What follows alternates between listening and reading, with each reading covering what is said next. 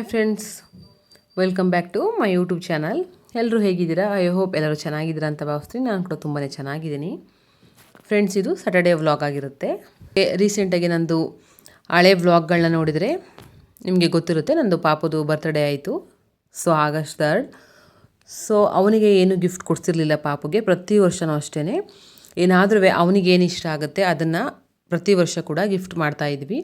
But ಈ ಸಲ ಅವನಿಗೇನು ಕೊಡಿಸಿರ್ಲಿಲ್ಲ ಅಂತ ಹೇಳಿ ಇವಾಗ ಸೈಕಲ್ ಕೇಳ್ತಾ ಇದ್ದ ಅವನು ತುಂಬ ದಿನದಿಂದ. ಸೊ ಹಾಗಾಗಿ ಅದನ್ನು ಕೊಡಿಸೋಣ ಅಂತ ಹೇಳಿ ಡೆಕತ್ಲಾನ್ಗೆ ಬಂದ್ವಿ.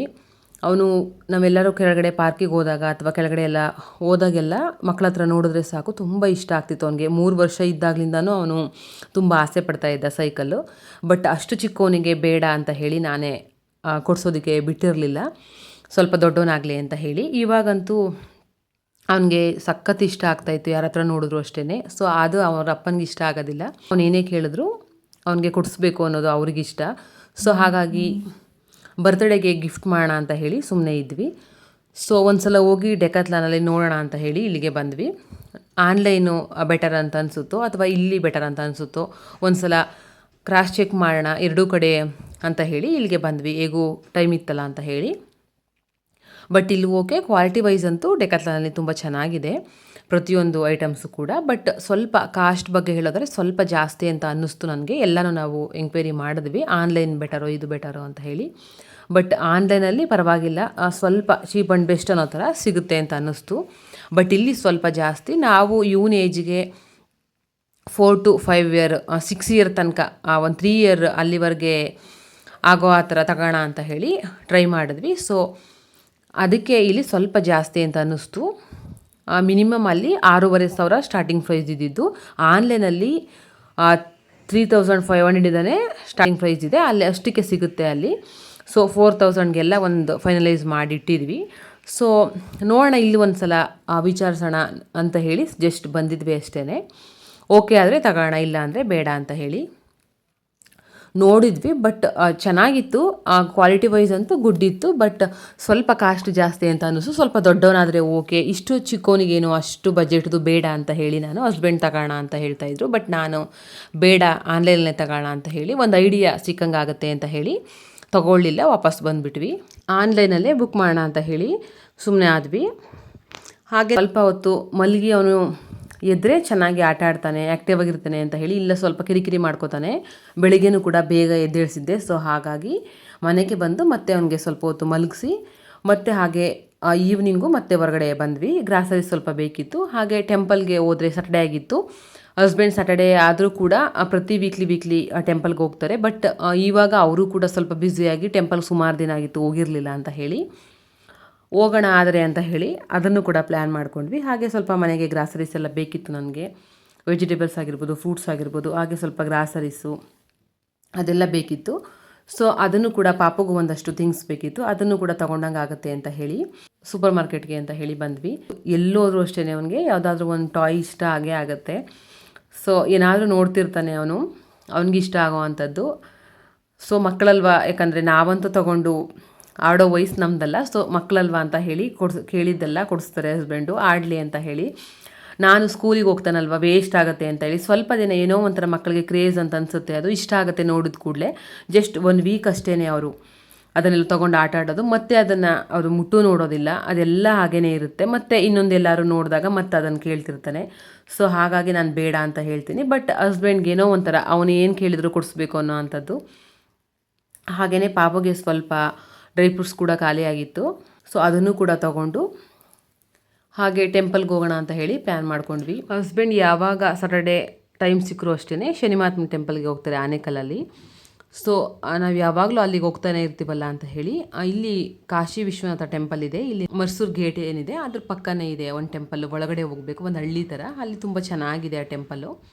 ಸೊ ಅಲ್ಲಿಗೆ ಹೋಗೋಣ, ತುಂಬ ದಿನ ಆಗಿದೆಯಲ್ಲ, ನಮ್ಮ ಆ್ಯನಿವರ್ಸರಿಗೆ ಹೋಗಿದ್ದು ನಾವು ಲಾಸ್ಟ್ ಇಯರು. ಹತ್ರ 1 ವರ್ಷ ಹತ್ರ ಆಗೇ ಬಿಡ್ತದು. ಸೊ ಹಾಗಾಗಿ ಅಲ್ಲಿ ಹೋಗೋಣ ಅಂತ ಹೇಳಿ ಅಂದ್ಕೊಂಡ್ವಿ. ನಾವು ಆಲ್ಮೋಸ್ಟ್ ಮನೆ ಬಿಟ್ಟಾಗ ಒಂದು 5 o'clock ಆಗಿತ್ತು. ನಿಮಗೆ ಗೊತ್ತಲ್ಲ, ಹೆಣ್ಮಕ್ಳು ನಾವು ಮನೇಲಿ ಏನು ಬೇಡ ಅಂತಲೇ ಅಂತಿರ್ತೀವಿ. ಬಟ್ ಅಲ್ಲಿಗೆ ಹೋದಾಗ ಒಂದೊಂದೇ ನೆನಪಾಗ್ತಾ ಇರುತ್ತೆ. ಸೊ ಆ ರೀತಿ ಅಂದ್ಕೊಂಡು ಸುಮಾರು ಐಟಮ್ನ ತೊಗೊಂಡೆ. ಅದನ್ನೆಲ್ಲ ತೊಗೊಂಡು ಶಾಪಿಂಗ್ ಮಾಡಿಕೊಂಡು ಹಾಗೆ ಟೆಂಪಲ್ಗೆ ಬರ್ತಿದ್ದೀವಲ್ಲ ಅಂತ ಹೇಳಿ ಅಲ್ಲಿ ತುಂಬ ಹಸುಗಳಿದ್ದಾವೆ ಟೆಂಪಲಲ್ಲಿ. ಸೊ ಹಾಗಾಗಿ ಬಾಳೆಹಣ್ಣು ಮತ್ತು ಬೆಲ್ಲ ಕೊಡೋಣ ಅಂತ ಹೇಳಿ ಬರೋ ಅಷ್ಟರಲ್ಲಿ ನಾವು ಅಲ್ಲಿಂದ ಒಂದು 7 o'clock ಆಗಿತ್ತು. ಬಟ್ ನನಗೆ ಒಂದು ಸ್ವಲ್ಪ ಭಯ ಆಗ್ತಾಯಿತ್ತು, ಬರ್ತಿದ್ದೀವಿ ಇಷ್ಟೊತ್ತಲ್ಲಿ ಕ್ಲೋಸ್ ಆಗಿಬಿಟ್ರೆ ಅಂತ ಹೇಳಿ. ಅದು ಸ್ವಲ್ಪ ಹಳ್ಳಿಗೆ ನಿಯರ್ ಆಗಿರೋದ್ರಿಂದ ಟೆಂಪಲ್ಲು ಕ್ಲೋಸ್ ಏನಾಗಿರಲಿಲ್ಲ.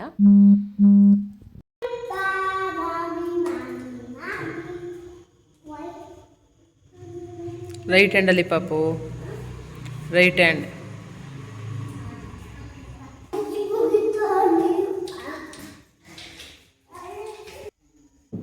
ಹಳ್ಳಿ ಕಡೆ ಏನು ಟೆಂಪಲ್ ಇರುತ್ತೆ ಆ ಒಂದು ಶೈಲಿಯಲ್ಲಿ ಇರುವಂಥ ಟೆಂಪಲ್ ಇದು. ನಮ್ಮದು ಮನೆ ದೇವರಿದೆ, ಸೇಮ್ ಇದೇ ಥರ ಇದೆ, ಆಲ್ಮೋಸ್ಟ್ ಇದೇ ಥರ ಮನೆ ದೇವರು. ಸೊ ಆ ರೀತಿ ಒಂದು ಟೆಂಪಲ್ ಇದು. ಶಿವ ಮತ್ತು ಪಾರ್ವತಿ ಹಾಗೂ ವಿನಾಯಕ ಅಂದರೆ ಗಣೇಶನ ಮೂರ್ತಿಗಳಿದ್ದಾವೆ ಇಲ್ಲಿ. ಬರೀ ಕಲ್ಲು ಬಂಡೆಯಲ್ಲಿ ಕೆತ್ತನೆ ಮಾಡಿರೋ ಥರ ಇದೆ ಇದು ಟೆಂಪಲ್ಲು. ಆದರೆ ಹೊರಗಡೆ ಅಂತೂ ತುಂಬ ವಿಶಾಲವಾಗಿದೆ. ಯಾರಂದರೆ ಯಾರೂ ಇರಲಿಲ್ಲ, ಯಾಕಂದರೆ ಆಲ್ಮೋಸ್ಟ್ ನಾವು 7 ಗಂಟೆ ಆಗಿಬಿಟ್ಟಿತ್ತು. ಸೊ ಹಾಗಾಗಿ ಯಾರೂ ಇರಲಿಲ್ಲ, ಬರೀ ಅರ್ಚಕರಿದ್ದರು ಅಷ್ಟೇ. ಒಂದಿಬ್ಬರೇನೋ ನೆಕ್ಸ್ಟ್ ದಸರಾ ಬರ್ತಿರೋದ್ರಿಂದ ಅದರದ್ದೇನೋ ಕೆಲಸ ಅಂತ ಹೇಳಿ ಅರ್ಚಕರೆಲ್ಲ ಮಾತಾಡ್ತಾ ಕೂತಿದ್ರು. ಆ ಟೆಂಪಲ್ ಅಂತೂ ಕ್ಲೋಸ್ ಆಗಿರಲಿಲ್ಲ, ಅದೊಂದು ಖುಷಿ ಅಂತ ಅನ್ನಿಸ್ತು. ಯಾಕಂದರೆ ಇಷ್ಟು ದೂರ ಬಂದು ದೇವ್ರ ದರ್ಶನ ಮಾಡಲಿಲ್ಲ ಅಂತಂದರೆ ಯಾರಿಗಾದರೂ ಬೇಜಾರು ಆಗೇ ಆಗುತ್ತೆ. ಸೊ ಹಾಗಾಗಿ ಇಲ್ಲಿ ಹೋಮ ಎಲ್ಲ ಕೂಡ ಮಾಡ್ತಾರೆ. ಟೆಂಪಲ್ ಅಂತೂ ತುಂಬ ವಿಶಾಲವಾಗಿದೆ, ತುಂಬ ಚೆನ್ನಾಗಿದೆ. ಹಾಗೆ ಮೇಯ್ನ್ ನಾವಿಲ್ಲಿ ರೀಸನ್ನು ಬಂದಂಥದ್ದು, ಇಲ್ಲಿ ಹಸುಗಳು ತುಂಬ ಇದ್ದಾವೆ ಅನ್ನೋದೇ ಮೇಯ್ನ್ ರೀಸನ್ ಇಲ್ಲಿ. ಯಾಕಂದರೆ ಅದೇನೋ ಹಸ್ಬೆಂಡ್ಗೇನೋ ಗೊತ್ತಿಲ್ಲ ಯಾಕೆ ಅನ್ನಿಸ್ತು ಅಂತ ಹೇಳಿ. ಇವಾಗ ಪಿತೃಪಕ್ಷ ಆಗಿರೋದ್ರಿಂದ ನಮ್ಮ ಕಡೆ ಏನು ಪಿತೃಪಕ್ಷನ ನಾವು ಆಚರಣೆ ಮಾಡೋದಿಲ್ಲ. ಮಂಡ್ಯ ಆ ಸೈಡ್ ಮಾಡ್ತಾರೆ, ನಮ್ಮ ಮೈಸೂರು ನಗರ ಚಾಮರಾಜನಗರ ಅಲ್ಲೂ ಕೂಡ ಮಾಡ್ತಾರೆ. ಬಟ್ ಕೆಲವೊಂದಷ್ಟು ಫ್ಯಾಮಿಲಿಗಳು ಅಷ್ಟೇ, ನಮ್ಮ ಫ್ಯಾಮಿಲಿಯಲ್ಲಿ ಏನು ಮಾಡೋದಿಲ್ಲ ನಾವು. ಸೊ ಹಾಗಾಗಿ ಫ್ರೆಂಡ್ಸ್ ಯಾರೋ ಹೇಳಿದ್ರಂತೆ ಒಳ್ಳೆಯದು ಈ ಟೈಮಲ್ಲಿ ಏನಾದರೂ ನಾವು ದಾನ ಧರ್ಮ ಮಾಡಿದ್ರೆ ಒಳ್ಳೆಯದು, ಆ ಪಿತೃಗಳು ಖುಷಿ ಆಗ್ತಾರೆ ಅಂತ ಹೇಳಿ. ಸೊ ಹಾಗಾಗಿ ನಮಗೂ ಏನೋ ಒಂಥರ ಅದು ಒಂದು ನಂಬಿಕೆ ಕೂಡ, ನಮಗೂ ಸಮಾಧಾನ ಅಂತ ಅನಿಸುತ್ತೆ ಅಂತ ಹೇಳಿ ಅದನ್ನು ಹಸು ಕರುಗಳಾಗಿರ್ಬೋದು ಅಥವಾ ಕಾಗೆಗೆ ಒಂದಿಡಿ ಅನ್ನ ಕೊಟ್ಟರು ಸಾಕಂತೆ, ಅದು ಪಿತೃಪಕ್ಷವನ್ನು ಮಾಡಿದಷ್ಟೇ ಶ್ರೇಷ್ಠ ಅಂತ. ಸೊ ಹಾಗಾಗಿ ಇಲ್ಲಿ ಕಾಗೆ ಅಂತೂ ಇಲ್ಲಿ ಹುಡ್ಕೋದಕ್ಕಾಗಲ್ಲ. ಸೊ ಪರವಾಗಿಲ್ಲ, ದನ ಕರುಗಳಿಗೆ ಹಣ್ಣು ಬೆಲ್ಲ ಈ ಥರದ್ದು ಕೊಟ್ಟರೂ ಆಗುತ್ತೆ. ದಾನ ಧರ್ಮ ಯಾವುದನ್ನೇ ನಾವು ಮನಸ್ಫೂರ್ತಿಯಿಂದ ನಮ್ಮ ಶಕ್ತಿ ಅನುಸಾರವಾಗಿ ನಾವು ಏನು ಮಾಡಿದ್ರೂ ಅದು ಒಳ್ಳೆಯದೇ ಆಗುತ್ತೆ ಅಂತ ಹೇಳಿ ಇಲ್ಲಿ ಪುಟಾಣಿ ಕರುಗಳು ಹಸುಗಳೆಲ್ಲ ಇದ್ದಾವೆ. ನಾವು ಮುಂಚೆ ಹೋದಾಗೆಲ್ಲ ನೋಡಿದ್ವಿ. ಸೊ ಅದು ಗೊತ್ತಿತ್ತು, ಹಾಗಾಗಿ ಪಾಪುನ ಕರ್ಕೊಂಡು ಇಲ್ಲಿಗೆ ಬಂದ್ವಿ. ಅವನಿಗಂತೂ ಸಿಕ್ಕಾಬಟ್ಟೆ ಖುಷಿ ಆಯಿತು. ಫಸ್ಟು ಸ್ವಲ್ಪ ಭಯ ಪಡ್ತಾ ಇದ್ದ, ಆಮೇಲೆ ಸ್ವಲ್ಪ ಅಡ್ಜಸ್ಟ್ ಆದ.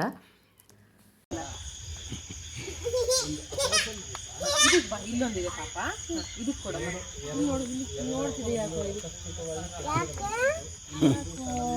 ಯೋಚನೆ ಮಾಡ್ತಿದ್ದೀವಿ ತಿನ್ನೋದಕ್ಕೆ. ಯಾಕೆ ಕಾಣಲ್ಲ,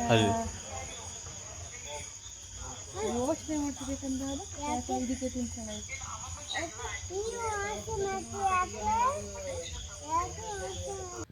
ನಮ್ಮ ಪಾಪುಗಂತೂ ಸಿಕ್ಕಾಬಟ್ಟೆ ಖುಷಿ ಆಯಿತು. ಅವನಿಗೆ ಈ ಥರ ಚಿಕ್ಕ ಪಾಪು ಇದ್ದಾಗಿಂದನೂ ಅಷ್ಟೇ ಈ ಥರ ಹಸು ಕರುಗಳು ಅಂದರೆ ಸಿಕ್ಕಾಬಟ್ಟೆ ಇಷ್ಟಪಡ್ತಾನೆ. ಯಾಕಂದರೆ ಆ ಊರಲ್ಲೆಲ್ಲ ಇರಬೇಕಾದ್ರೆ ಅದನ್ನೆಲ್ಲ ನೋಡಿಸ್ಕೊಂಡು ತಿನ್ನಿಸ್ತಾಯಿದ್ರು ಅಜ್ಜಿ ಹೊರಗಡೆ ಎಲ್ಲ ಊಟ ತಿನ್ನಿಸ್ಬೇಕಾದ್ರೆ. ಸೊ ಅವಾಗಿಂದನೂ ಇಷ್ಟ.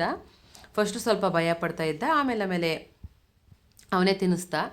ಆದರೆ ಒಂದು ಬೇಜಾರಾಗಿದೆ ಏನಂತಂದರೆ, ಇಲ್ಲಿ ನಾವು ಸ್ವಲ್ಪ ಅಂತ ಹೇಳಿ 1 kg ಅಷ್ಟು ಬಾಳೆಹಣ್ಣು ಹಾಗೂ ಬೆಲ್ಲ ಈ ಥರದ್ದು 1 kg ತೊಗೊಂಡು ಹೋಗಿದ್ವಿ. ಒಂದು ಸ್ವಲ್ಪ ಇದ್ದಾವೆ ಅಂತ ಹೇಳಿ ಜಸ್ಟ್ ಅಲ್ಲಿ ಹೋದ್ಮೇಲೆ ಗೊತ್ತಾಯಿತು ನಮಗೆ ತುಂಬ ಇದ್ದಾವೆ. ನಾವು ಹೋದ್ಸಲ ಹೋಗಿದ್ದಾಗ ಇಷ್ಟಿರಲಿಲ್ಲ.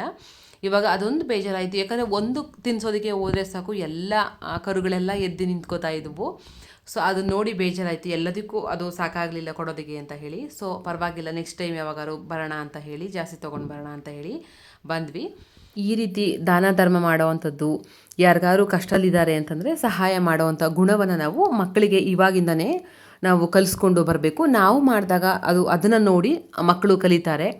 ಯಾಕಂತಂದರೆ ಇದು ತಾಯಿಯಿಂದ ಮಕ್ಕಳಿಗೆ ಕೆಲವೊಂದಷ್ಟು ಬರುವಂಥದ್ದು ಗುಣಗಳು. ಸೊ ಈ ಒಂದು ಗುಣ, ಈ ಥರ ಕೊಡೋವಂಥದ್ದು, ದಾನ ಧರ್ಮ ಮಾಡುವಂಥ ಒಂದು ಗುಣ ನನ್ನ ತಂದೆಯಿಂದ ನನಗೆ ಬಂದಿರುವಂಥದ್ದು. ಆ ಒಂದು ವಿಚಾರಕ್ಕೆ ನನಗೆ ನಿಜವಾಗ್ಲೂ ತುಂಬಾ ಖುಷಿ ಆಗುತ್ತೆ. ನಮ್ಮ ತಂದೆ ಈ ಥರ ದಾನ ಧರ್ಮ ಅಂತಂದರೆ ಅವ್ರು ಸ್ವಲ್ಪ ಜಾಸ್ತಿ ಆಸಕ್ತಿನ ವಹಿಸ್ತಾರೆ. ಅಮ್ಮನಿಗಿಂತ ಈ ಒಂದು ವಿಚಾರದಲ್ಲಿ ನಮ್ಮಪ್ಪ ತುಂಬಾ ಕೊಡೋವಂಥದ್ದು. ಯಾರೇ ಕಷ್ಟ ಅಂತ ಹೇಳಿದ್ರು ಅದನ್ನು ಇಲ್ಲ ಅಂತ ಹೇಳ್ದೇ ಅವರು ಕೊಟ್ಬಿಡ್ತಾರೆ. ಸೊ ಆ ಒಂದು ಗುಣ ನನಗೆ ಅವರಿಂದ ಬಂದಿದೆ. ಅದಕ್ಕೆ ನನಗೆ ನಿಜವಾಗ್ಲೂ ಹೆಮ್ಮೆ ಇದೆ ಅವ್ರ ಮಗಳು ಅಂತ ಹೇಳ್ಕೊಳ್ಳೋದಿಗೆ. ಹಾಗೆಯೇ ಬರ್ತಾ ಆನೇಕಲ್ ನಿಯರ್ ಇರೋದ್ರಿಂದ ಆನೇಕಲ್ಗೆ ಹೋದ್ವಿ. ಅಲ್ಲಿ ಒಂದು ಕಡೆ ಚೆನ್ನಾಗಿ ಮಾಡ್ತಾರೆ. ಆ ಬಾಳೆ ದಿಂಡಂದು ಏನಿದೆ ಚಾಟ್ ಮಸಾಲ ಅದು ಮತ್ತು ಗೋಬಿ ಪಾನಿಪುರಿ ಈ ಥರದ್ದೆಲ್ಲ ತುಂಬ ಚೆನ್ನಾಗಿರುತ್ತೆ. ಕಚೋರಿ ಆಗಿರ್ಬೋದು, ಸಮೋಸ ಈ ಥರದ್ದು ಸ್ನ್ಯಾಕ್ಸು ಒಂದು 2-3 ಕಡೆ ಇದ್ದಾವೆ, ತುಂಬಾ ಚೆನ್ನಾಗಿದೆ. ಸೊ ಹೋಗೋಣ ಅಂತ ಹೇಳಿ ಅಲ್ಲಿಗೆ ಬಂದ್ವಿ. ಹೇಗೂ ಟೈಮ್ ಆಗಿದೆ, ಇನ್ನು ಅಡುಗೆ ಅಂತೂ ಮಾಡೋ ಡೌಟೇ. ಸೊ ಈ ಥರದ್ದು ಸ್ನ್ಯಾಕ್ಸ್ ತಿನ್ಕೊಂಡು ಹೋಗೋಣ, ಹಾಗೆ ಏನಾದರೂ ಲೈಟಾಗಿ ಏನಾದರೂ ಊಟ ಕೂಡ ಮುಗಿಸ್ಕೊಂಡು ಹೋಗೋಣ, ಟೈಮ್ ಆಗಿದೆ ಅಂತೇಳಿ ಮತ್ತೆ ಹೋಗಿ ಮಾಡೋದಕ್ಕಾಗಲ್ಲ ಅಂತ ಹೇಳಿ ಇಲ್ಲಿಗೆ ಬಂದ್ವಿ. ನನ್ನ ಹಸ್ಬೆಂಡ್ಗೆ ಈ ರೀತಿ ರೋಡ್ ಸೈಡ್ ಅಂತಂದರೆ ಅಷ್ಟು ಇಷ್ಟ ಆಗೋದಿಲ್ಲ, ಅವ್ರು ತಿನ್ನೋದಕ್ಕೆ ಇಷ್ಟಪಡೋದಿಲ್ಲ. ನನಗೂ ಅಷ್ಟೇ ಅದು ಬೇಡ, ಅಲ್ಲಿ ತಿನ್ನೋದು ಬೇಡ ಬೇಡ ಅಂತ ಹೇಳ್ತಿರ್ತಾರೆ. ಅಂದರೆ ಸ್ವಲ್ಪ ಹೈಜೆನಿಕ್ ಆಗಿರೋದಿಲ್ಲ ಅಂತ ಹೇಳಿ. ಬಟ್ ನನಗೆ ಆ ರೀತಿ ಯಾವತ್ತೂ ನಾನು ಆ ರೀತಿ ಅಂದ್ಕೊಳ್ಳೋದಿಲ್ಲ. ಏಕೆಂದರೆ ಹೋಟೆಲ್ಗಳಲ್ಲೂ ಅಷ್ಟೇ ಅದೇ ಬಿಸ್ನೆಸ್ ಮಾಡ್ತಿರ್ತಾರೆ, ಹೊರಗಡೆನೂ ಅಷ್ಟೇ. ಸ್ವಲ್ಪ ಹೆಲ್ತ್ ದೃಷ್ಟಿಯಿಂದ ಓಕೆ, ಸ್ವಲ್ಪ ಯೋಚನೆ ಮಾಡಬೇಕು. ಬಟ್ ನಾವೆಲ್ಲರೂ ಅದೇ ರೀತಿ ಅಂದ್ಕೊಂಡ್ರೆ ಅವ್ರ ಜೀವನ ನಡೆಯೋದಾದರೂ ಹೇಗೆ ಅನ್ನೋ ಒಂದು ರೀಸನ್ಗೆ ನಾನು ಅಲ್ಲೂ ತಿನ್ನೋದಕ್ಕೆ ಇಷ್ಟಪಡ್ತೀನಿ. 99 ದೋಸೆ ತುಂಬ ವೆರೈಟಿಯ ದೋಸೆಸ್ ಇರುತ್ತೆ. ಸೊ ಅದು ನನಗೆ ಇಷ್ಟ. ಒಂದ್ಸಲ ತುಂಬ ದಿನ ಆಗಿತ್ತು ಅಂತ ಹೇಳಿ ಟೇಸ್ಟ್ ಮಾಡೋಣ ಅಂತೇಳಿ ಅದನ್ನು ಕೂಡ ತಿನ್ಕೊಂಡು ಬಂದ್ವಿ. ತುಂಬಾ ಚೆನ್ನಾಗಿತ್ತು. ಒಂಥರ ಮಸಾಲೆ ಥರ ಎಲ್ಲ ಹಾಕಿ ಮಾಡಿರ್ತಾರೆ ದೋಸೆ, ಚೆನ್ನಾಗಿರುತ್ತೆ ಅದು. ಆಲ್ಮೋಸ್ಟ್ ಎಲ್ಲರೂ ಟೇಸ್ಟ್ ಮಾಡಿರ್ತೀರ ಆ ಥರದ್ದು 99 ದೋಸೆ. ಅದೇನೋ ನನಗೆ ಅದು ಇಷ್ಟ. ಯಾವಾಗಾರು ಒಂದೊಂದು ಸಲ ತಿಂದರೆ ಏನು ತೊಂದರೆ ಇಲ್ಲ ಅಂತ ಹೇಳಿ ನಾನು ತಿಂತಿರ್ತೀನಿ ಆವಾಗವಾಗ. ಹಾಗೆ ತಿಂದ್ಕೊಂಡೆಲ್ಲ ಮನೆಗೆ ಬರೋ ಅಷ್ಟರಲ್ಲಿ ಒಂದು 8:30 ಆಗಿಬಿಡ್ತು. ಸೊ ಊಟ ಅಂತೂ ಮುಗೀತು. ಆದರೂ ಸ್ವಲ್ಪ ಹೊರಗಡೆ ಹೋದ್ರೇ ನಮಗೆ ಆ ರೀತಿ ಅನಿಸುತ್ತೋ ಏನೋ, ಸ್ವಲ್ಪ ಟಯರ್ಡ್ ಆದಂಗೆ ಅನಿಸುತ್ತೆ. ಸೊ ಆ ಗ್ರಾಸರೀಸ್ ಎಲ್ಲ ನಾಳೆ ಎತ್ತಿಟ್ಕೊಳ್ಳೋಣ ಅಂತ ಹೇಳಿ, ಅದೇನು ತೊಂದರೆ ಇಲ್ಲ ಅಂತ ಹೇಳಿ ಜಸ್ಟ್ ಫ್ರೂಟ್ಸು ಮತ್ತು ವೆಜಿಟೇಬಲ್ಸ್ ಇವಾಗ ಎತ್ತಿಟ್ಬಿಡೋಣ ಅಂತ ಹೇಳಿ ಅದನ್ನೆಲ್ಲ ತೆಗೆದು ಒಂದು ಕಡೆ ಫ್ರಿಜ್ಜಲ್ಲಿ ಇಡೋಣ ಅಂತ ಹೇಳಿ ವೆಜಿಟೇಬಲ್ಸ್ ಎಲ್ಲ ಇಟ್ಕೋತಾ ಇದ್ದೀನಿ. ಯಾಕಂದರೆ ಕವರಲ್ಲಿ ಹಾಕಿರ್ತಾರೆ, ಅದನ್ನೆಲ್ಲ ಹೊರಗಡೆ ತೆಗೆದುಬಿಡಬೇಕು, ಇಲ್ಲ ಅಂತಾರೆ ಸ್ವಲ್ಪ ವೆಟ್ ಥರ ಆಗಿಬಿಡುತ್ತೆ ಅದೆಲ್ಲ ಅಂತ ಹೇಳಿ ಅದನ್ನು ರಿಮೂವ್ ಮಾಡ್ತಾಯಿದ್ದೀನಿ. ಇವಾಗ ಇದನ್ನೆಲ್ಲ ಎತ್ತಿಟ್ಟು, ಇವಾಗೇನು ಸಾಟರ್ಡೆ ಆಗಿರೋದ್ರಿಂದ ಆರಾಮಾಗಿ ಎಷ್ಟೊತ್ತಿಗೆ ಮಲ್ಕೊಂಡ್ರು ಓಕೆ. ಪಾಪುನು ಬೇಗ ಮಲಗಿಸ್ಬೇಕು ಅಂತ ಏನಿಲ್ಲ, ನಾವು ಅಷ್ಟೇ ಮೂವಿ ಏನಾದರೂ ನೋಡಿಕೊಂಡು ಆರಾಮಾಗಿ ಮಲ್ಕೊಳ್ಳೋ ಅಂಥದ್ದು. ಸೊ ಇದಾಗಿತ್ತು ನನ್ನ ಇಡೀ ದಿನದ ವ್ಲಾಗು. ಈ ವ್ಲಾಗ್ ನಿಮ್ಗೆಲ್ರಿಗೂ ಇಷ್ಟ ಆಗಿದೆ ಅಂತ ಹೇಳಿ ನಾನು ಭಾವಿಸ್ತೀನಿ. ಇಷ್ಟ ಆದರೆ ವಿಡಿಯೋಗೆ ಒಂದು ಲೈಕ್ ಮಾಡೋದನ್ನು ಮರಿಬೇಡಿ. ಹಾಗೂ ಹೊಸದಾಗಿ ನನ್ನ ಚಾನಲ್ನ ವಿಸಿಟ್ ಮಾಡಿದರೆ ಸಬ್ಸ್ಕ್ರೈಬ್ ಮಾಡಿಕೊಂಡು ವಿಡಿಯೋನ ನೋಡಿ ನನಗೆ ಸಪೋರ್ಟ್ ಮಾಡಿ ಅಂತ ನಾನು ಎಲ್ರಿಗೂ ರಿಕ್ವೆಸ್ಟ್ ಮಾಡ್ಕೋತೀನಿ. ಹೀಗೆ ನಾನು ವೀಡಿಯೋಸ್ಗಳನ್ನ ನೋಡ್ತಾ ಇರಿ, ಸಪೋರ್ಟ್ ಮಾಡ್ತಾ ಇರಿ ಅಂತ ಹೇಳ್ತಾ ಸಿಗ್ತೀನಿ ಮತ್ತೊಂದು ಹೊಸ ವಿಡಿಯೋದೊಂದಿಗೆ. ಅಲ್ಲಿವರೆಗೂ ಎಲ್ರಿಗೂ ನಮಸ್ಕಾರ.